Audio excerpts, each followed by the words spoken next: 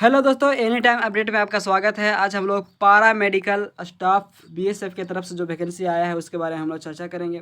ये वैकेंसी आपका 2 महीना पहले से चल रहा है, लेकिन इसका जो लास्ट डेट है उसका लास्ट डेट का जो फॉर्म फिलअप करने का लास्ट डेट था उसको इंक्रीज़ करके बढ़ा दिया गया है। ठीक है, अब कब तक किया गया है उसके बारे में हम लोग चर्चा करेंगे। ठीक है, तो बने रहिए हमारे साथ।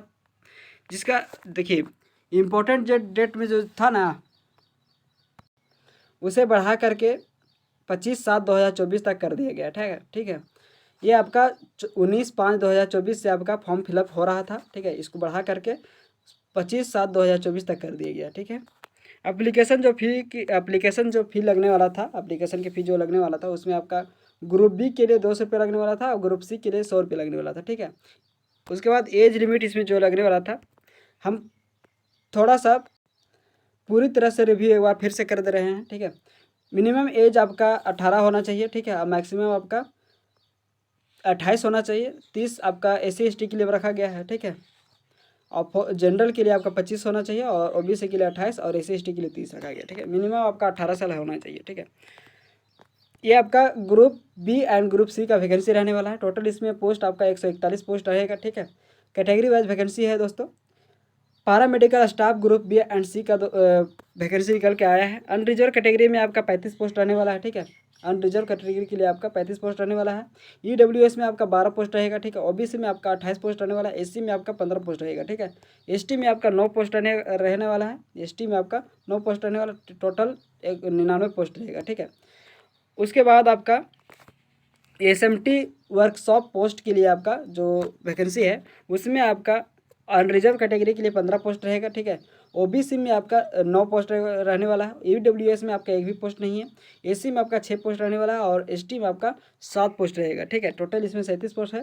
टोटल मिलाकर के 141 पोस्ट पर वैकेंसी निकला है। ठीक है दोस्तों, उसके बाद जो वेनेटरी स्टाफ के लिए जो वैकेंसी है उसमें आपका 15 अनरिजर्व कैटेगरी के लिए 15 पोस्ट रहेगा। ठीक है, OBC में आपका 9 पोस्ट रहने वाला है। SC में आपका 6 पोस्ट रहेगा और ST में आपका 7 पोस्ट रहेगा रहने वाला है। ठीक है, इसमें भी टोटल आपका 37 पोस्ट रहने वाला है। इंस्पेक्टर के आपका इंस्पेक्टर लाइब्रेरियन इंस्पेक्टर के लिए जो आपका वैकेंसी है उसमें आपका अनरिजर्व के लिए 2 पोस्ट रहने वाला है।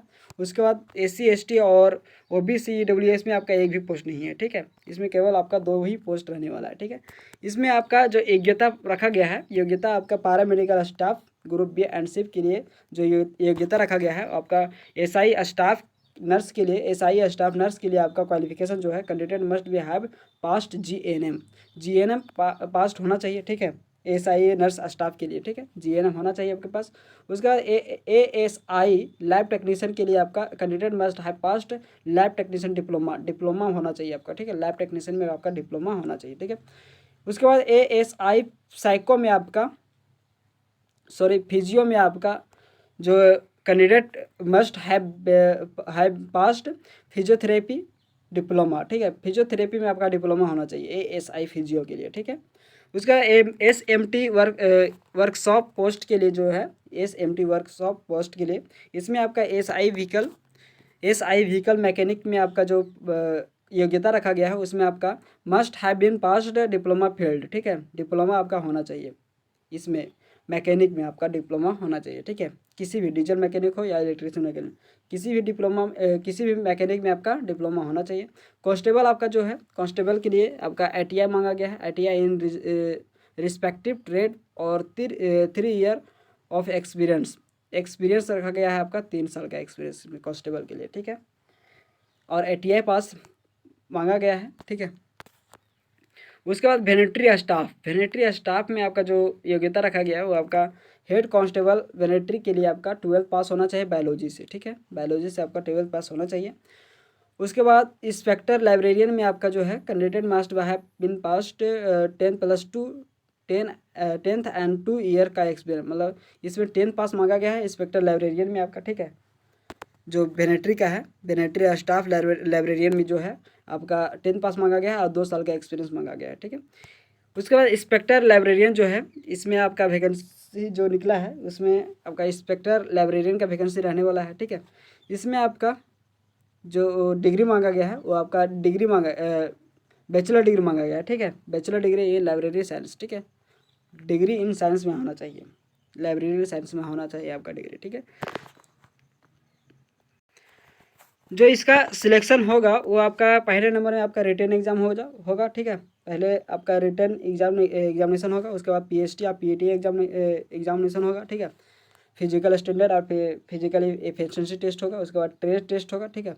किस फील्ड में आपका ट्रेड है उस फील्ड में आपका ट्रेड टेस्ट होगा, उसके बाद रिटन एग्जामिनेशन होगा, ठीक है।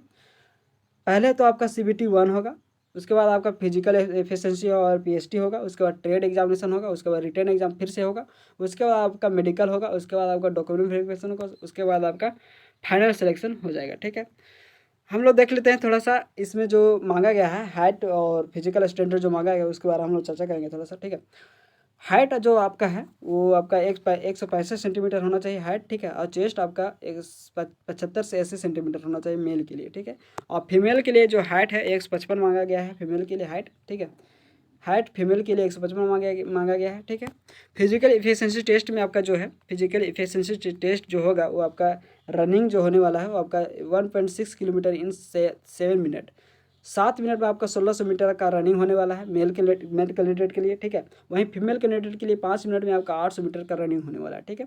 लॉन्ग जंप आपका मेल के लिए लॉन्ग जंप जो है फीमेल के लिए आपका 3 चांस दिया जाएगा 11 फीट के लिए, ठीक है। 11 फीट का लॉन्ग जंप होगा जिसमें आपका 3 चांस दिया जाएगा, ठीक है। वहीं फीमेल के लिए आपका 3 चांस मिलेगा, 8 फीट का लॉन्ग जंप होगा, ठीक है।